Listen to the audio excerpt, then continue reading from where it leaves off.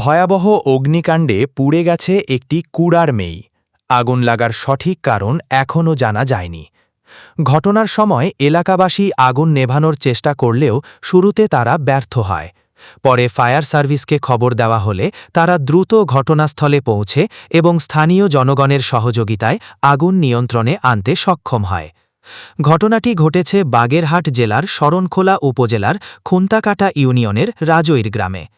এই অগ্নিকাণ্ড আবারও আমাদের অসচেতনতার বিষয়টি সামনে নিয়ে এসেছে। ধূমপানের পর জ্বলন্ত সিগারেট বা আগুন যেখানে সেখানে ফেলে দেওয়া, খোলা জায়গায় দাহবস্তু রাখা, এ ধরনের অসতর্কতাই অনেক সময় বড় দুর্ঘটনার কারণ হয়ে দাঁড়ায়। একটু সচেতনতা ও দায়িত্বশীল আচরণই পারে এমন ভয়াবহ আগুন থেকে মানুষ ও সম্পদ রক্ষা করতে। আসুন সবাই আরও সতর্ক হই।